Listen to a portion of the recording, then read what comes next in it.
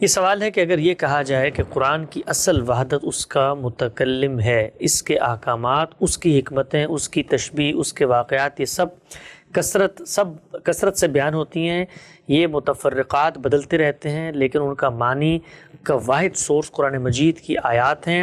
ہر دور میں ہر فرد اپنے مسائل کی رعایت سے جو چاہے قرآن مجید سے استفادہ کر سکتا ہے۔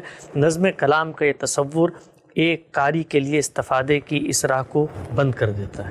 یعنی قاری استفادہ کیسے کرے گا؟ اگر تو وہ عامی ہے تو اس کو چاہیے کہ اچھے اہل علم کی رہنمائی میں مطالعہ کرے، اور اچھے اہل علم ان تینوں چیزوں کا لحاظ رکھیں گے، یعنی وہ لفظ کی رعایت بھی رکھیں گے، وہ جملے کی رعایت بھی رکھیں گے، اور وہ دیکھیں گے کس کانٹیکسٹ میں اور کس سیاق و سباق میں بات کہی گئی ہے۔ اگر وہ آدمی ایک بڑا عالم ہے، محقق ہے، خود ان تمام علوم کو جانتا ہے، تو ظاہر ہے کہ وہ خود اس کا لحاظ کر لے گا، تو رکاوٹ کہاں سے پڑی؟ یعنی یہ تو ایسے ہی ہے کہ آپ یہ کہیں کہ آپ نے فرمایا کہ مجھے عربی زبان سیکھنا پڑے گی، تو بڑی رکاوٹ بن گئی۔ عربی زبان تو سیکھنا پڑے گی۔ آپ نے فرمایا کہ اس میں علم نحو کو پڑھنا پڑے گا، وہ تو پڑھنا پڑے گا، اس لیے کہ جملوں کی تالیف پر جو علم کی روایت قائم ہوئی ہے اس سے واقف ہوئے بغیر آپ زبان کا حقیقی درک کیسے حاصل کر سکتے ہیں؟ تو یہ بات بالکل ناقابل فہم ہے جو لوگ اس طرح کی باتیں بیان کرتے ہیں۔ کسی بھی کتاب میں آپ داخل ہوں گے تو کیا قرآن آیت ہے؟ قرآن مجید صورتوں میں، قرآن مجید کی ایک ترتیب ہے، قرآن مجید ایک کتاب ہے، اس کے سارے تقاضے آپ کو پورے کرنے ہوں گے۔ وہ عامی کا کام یہ ہے کہ وہ اہل علم کی رہنمائی میں کرے، اور عارف یا دین کا کوئی محقق عالم اپنے طور پر یہ کام کرتا ہے۔ اچھا، ہم سے ایک عملی مثال لیتے ہیں۔ مثلا ایک بڑا صاحب علم، ایک بڑا مفکر، ایک عالمگیر سطح کا علم رکھنے والا آدمی ہے، اس نے فلسفے میں ایک نقطہ دریافت کیا، اس نے سائنس کے میدان میں ایک نقطہ دریافت کیا۔ اب اس کی خواہش یہ ہے کہ اتنی عظیم بات جو وہاں پر موجود تھی، آؤ چل کے تلاش کرتے، ہو سکتا ہے قرآن مجید میں بھی موجود ہو۔ اب وہ اس نظریے کو لے کے جاتا ہے، لیکن وہ جیسے ہی جاتا ہے تو آپ کی طرح کے جو صاحبان علم ہیں اس کا ہاتھ پکڑتے ہیں، وہ کہتے ہیں کہ نہیں، نظم کی رعایت سے قرآن مجید پڑھو۔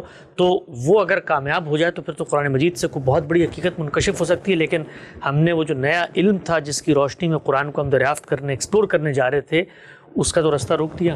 ہم نے صرف اتنی بات نہیں کہی، ہم نے پہلی بات یہ کہی کہ عربی زبان سیکھو۔ ہم نے یہ بات کہی کہ آپ کو عربی زبان میں جملہ کیسے بنتا ہے اس سے واقف ہونا چاہیے۔ ہم نے یہ کہا کہ آپ کو یہ جاننا چاہیے کہ عربی زبان میں جب آپ کسی مدعا کو متعین کرتے ہیں تو زبان بیان کے کیا اسالیب ہیں جن کو پیش نظر رکھنا پڑتا ہے۔ ایسے ہی یہ کہا کہ سیاق و سباق کو بھی سامنے رکھیے۔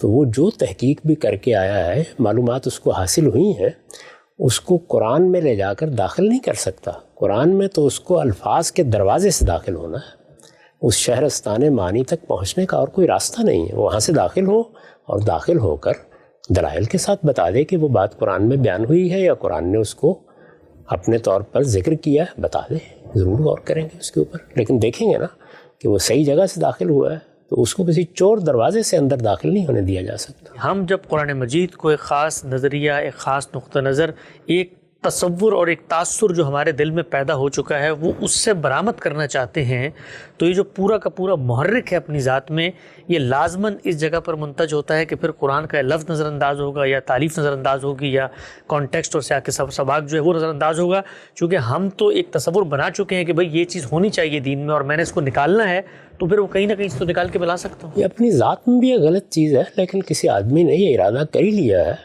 تو بس وہ اللہ تعالیٰ سے پناہ مانگے، یعنی شیطان مردود کے وسوسوں سے پناہ مانگے، اور تیاری کر کے اندر داخل ہو جائے، سارے شہر کی سیر کرے۔